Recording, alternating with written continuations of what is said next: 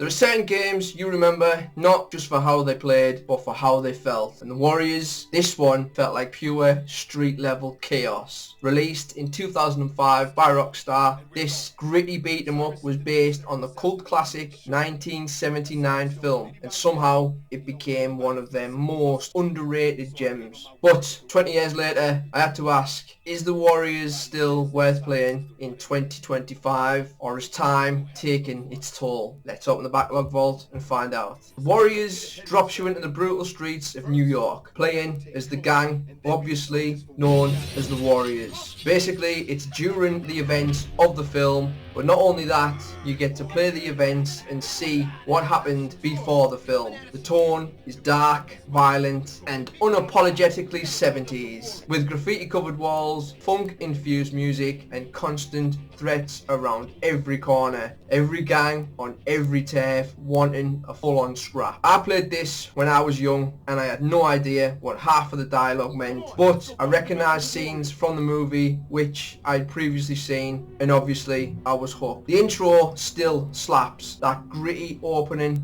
the film style transitions, the music, it all just oozes personality. At its core, the Warriors is a squad-based beat 'em up with some surprising depth. You're not just button mashing, you're managing your crew with different commands, stealing car radios, looting stores, mugging people, tagging other gangs' turf, and obviously surviving. Combat feels raw. You can smash enemies with bricks, bottles, batons, bins, basically anything you can get your hands on, or just beat them down old school, hand to hand, and even throwing them around, which is great, especially if you're surrounded. Every fight feels scrappy and desperate, and while it looks basic now, the game had a surprising amount of systems, from wall tagging mini games to smashing up the streets and other gangs' hideouts, including their vehicles, to complete bonus missions, and even unlocking flashbacks that build the gang's backstory. Sometimes going out of the lines while tagging would punish you by wasting spray paint. It was a good addition, but it was also frustrating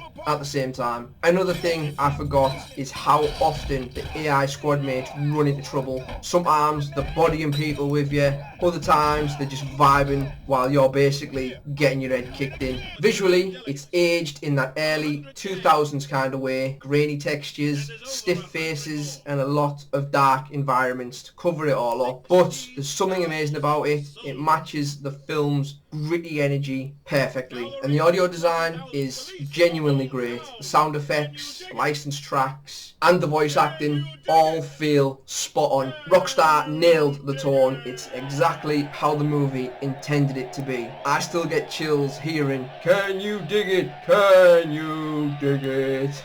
Honestly, it's just spot on. Now, full disclosure, I played this on the PS5, and you will run into issues, like you will have noticed in this video. There's a message right on the loading screen warning that glitches might occur, and yep, they absolutely do. From disappearing character models and flashing vehicles to flickering shadows, it can get pretty distracting. It doesn't ruin the game too much, but it can be annoying, so it's worth knowing up front before you play. Sometimes it actually made things funnier, but other times it broke the immersion completely and spoiled some of the cutscenes, only slightly. If Rockstar ever decided to remaster this, I would literally be all over this, because this game deserves a proper re-release without all the glitches. So what still holds up? Well, the atmosphere. It's pure 70s grit and gang drama. It can often be tense. You don't know who's waiting around the corner unless you've seen the movie. Then some parts you know exactly who's waiting around that corner. Speaking of the film, it ties in beautifully. It's still one of the best movie to game adaptations, if not the best one. Well, it is out of all the ones that I've played personally. The brawling for me is the best part. It's messy, chaotic fun. Just think of a mass prison riot, but on the streets. It's insanely good. Now, obviously, what hasn't aged well? Repetitive mission structures. So you can see a trend with these older games. They kind of bloat the game out with missions that are all similar. I also mentioned the squad AI earlier, but just to reiterate, it's hit or miss, which is a real shame. And obviously, technical issues, like I said, the texture glitches, things like that, especially on the PS5, let it down down. It's a game that shows its age, but also shows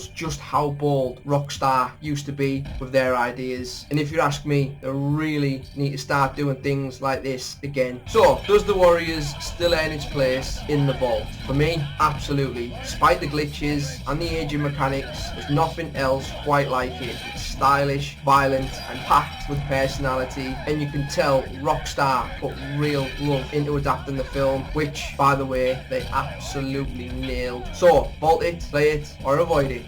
It's a unanimous vault it. It's not a perfect game, but it's a perfect example why we need Rockstar to take more risks again. Like I mentioned last week with Bully, a remaster would sell very, very well and make Rockstar a lot of money. Thanks for joining me. If you enjoyed this review, or if it helped you decide whether to revisit the Warriors, smash that like button. I review a different game every Friday, so hit that subscribe button and turn on the notifications. Next Friday, we're opening the vault, digging for hidden gems. Until then, take care, and as always, I appreciate every single one of you. Laters.